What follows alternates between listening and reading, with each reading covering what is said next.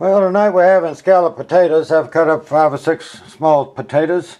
You need enough to layer with onions to fill up these 2 casserole dishes.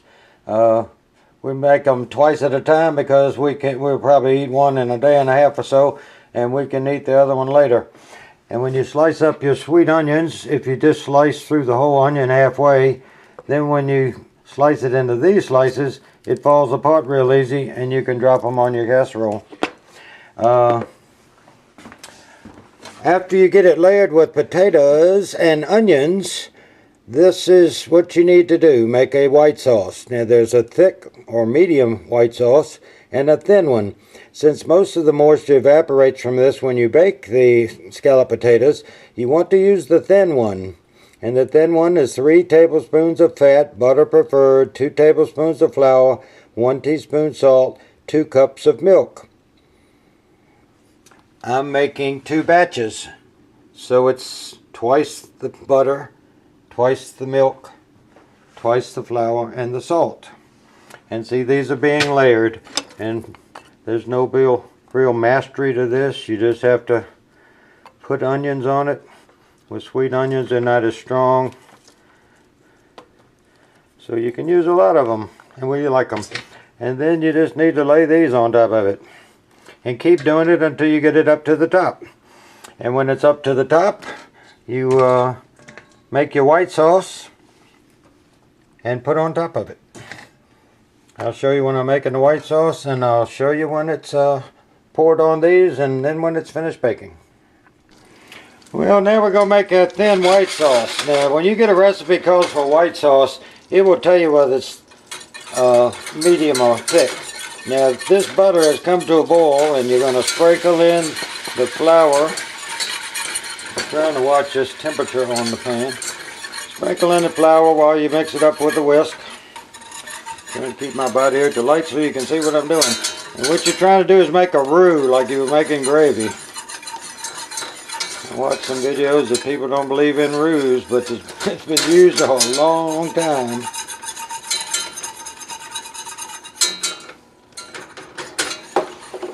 So anyway, you want to get it all mixed up and into a roux. Now I've got 4 cups of milk here, and I've heated it up in the microwave for 2 minutes and 50 seconds. That will save on the cooking time. And once all this is mixed up, this pan here is a really heavy bottom pan, and it holds twice the amount that this milk is. And once you get this thing mixed up and all blended in, then you want to blend in a little of this at a time. And you don't want it to get lumpy, just like gravy.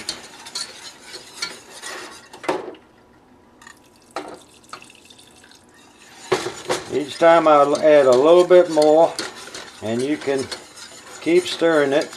And you notice that it's thick at the beginning, and each time it gets a little creamier.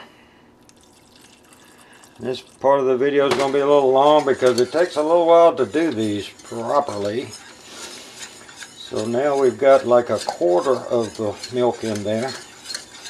And see, it looks almost like a gravy consistency. And what you just want it with no lumps.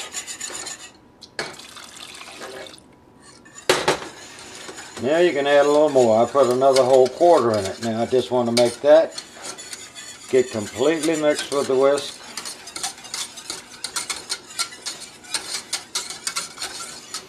So now if you could see down in the bottom, you have a little bit hiding in the corners. So you got to get your whisk up in the corner. This is a new whisk for us. We wore our old one out, and it's the one I love. And of course they don't make that one anymore, which is typical today. And you don't want anything left in the corners. You don't want a big lump of flour and shortening, or butter. And now you can put the other 2 cups in. And if you were making just one casserole, you slowly put in the first cup and then the second. And now I'm not going to bore you to death, but I'm going to stand here until this has bubble boil coming up through it. Well, you can probably start to see a little steam on it. It hadn't been going for 2 minutes. I've got it on number 8 on their electric range. This white sauce is for scallop potatoes. There's nothing but salt and pepper sprinkled on the potatoes and onions, layered in 2 dishes, and then you make this white sauce. If you're going to make au gratin potatoes, about now is when you'd start putting the cheese in it, because you can just see some steam coming off of it. And even though it's a heavy bottom pan, you don't keep it moving. This is going to, as it thicken up, it would stick. Be back in a bit, folks. As it gets closer to a boil, you will notice that the liquid actually rises in the pan. You know, that stuff boils over, especially if it's thick. And see that rolling bubbles coming up now? Well, I'll cut the stove off, but see what? That's what you're looking for. A rolling boil. Now, you have to keep stirring it because the bottom of the pan's hot. I'll come back with you when I put it on the potatoes and onions. What I'm going to do with this, I put salt and pepper across the top of the potatoes, and I'm going to ladle this white sauce into the middle. And when you get one like this, the edges are up close to the top, so you have to watch it. If you put it on a potato that's leaning over the side, it will run all over the place. And what you want to do is evenly put all this in there. And I will do it across the tops of all of this so that it will move the pepper down into it. Alright, back in a minute. Let me get the rest out this pan. Well, there the 2 finished, sitting in my pizza pan. The people who watch my video on making pizzas, telling you never wash one, probably you will see that it doesn't have that nice patina it used to have. I put it in there, I turned the oven on a little bit back and forgot it was in there, and it baked all of that wonderful non-sticky residue that's built up over the years, so we're having to do it again. We just put it on this, and 1 hour and 15 minutes is maximum. Check it at hour and 15 at 350 on a middle shelf in your oven, and you can stick the potatoes to see whether or not it's tender. That's all it has to do. Thank you. Well, the potato casseroles are done.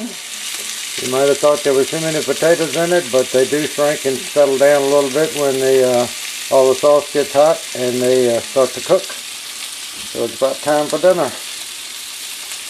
My wife's making a casserole dish to take to work with her tomorrow. The recipe that she cut out of a magazine years ago is getting so fragile I might need to make a copy of it and put it on the computer.